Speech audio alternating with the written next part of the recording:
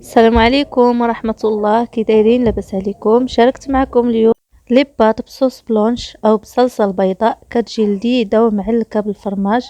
خليكم معايا في المقادير وطريقة التحضير.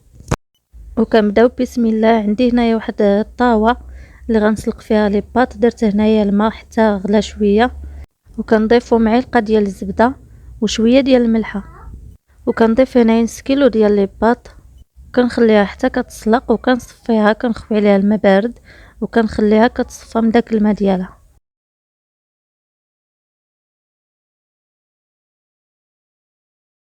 وعندي هنايا واحد المقله كنضيف 4 كاس ديال الزيت صغير، وكنضيف هنايا لاداند، شويه ديال الملحه، معلقه ديال السكينجبير، نص معلقه ديال البزار، معلقه راه غير صغيره، وشويه ديال الزعتر.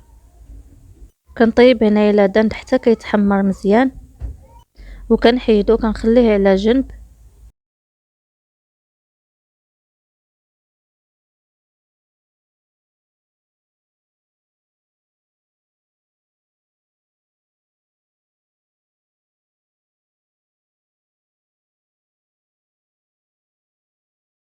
بعد ما حيت هنايا لادانت كنزيد واحد المعلقه ديال الزبده وبصله. عندي هنايا بصيله مشلضه، كنخلي داك البصله حتى كتهبط وكتحمر مزيان.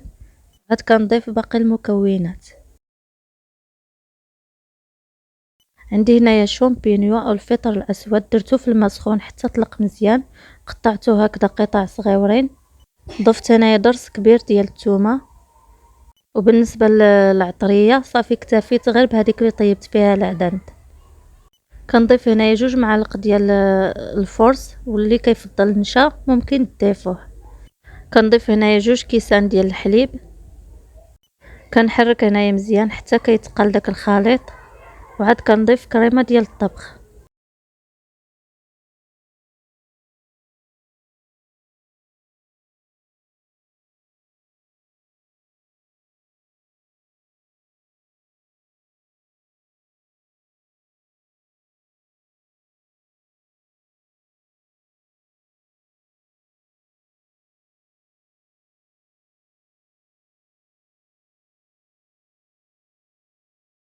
هنا بعد ما وجدت لاصوص كما شفتوا معايا، كنضيف هنايا لدند اللي طيبت من قبل. كنضيف شويه ديال الفرماج الاحمر او اللي كتفضلوه نتوما.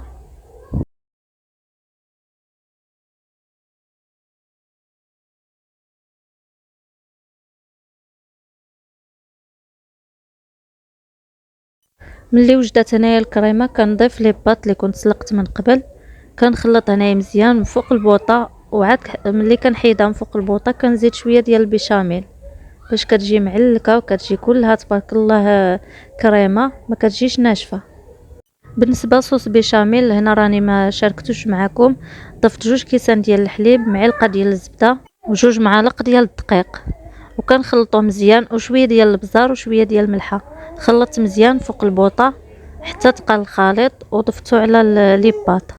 وهنايا كتكون واجده ما شاء الله، كتجي معلكه وكتجي شبعانه كريم ولذيذه بزاف. نتمنى ان شاء الله تنال الاعجاب ديالكم. وإلا عجبتكم الوصفه ديال اليوم ما تنساونيش من التشجيعات ديالكم والكومونتيرات ديالكم زوينين. خليتكم في امان الله وحفظه. مع السلامه.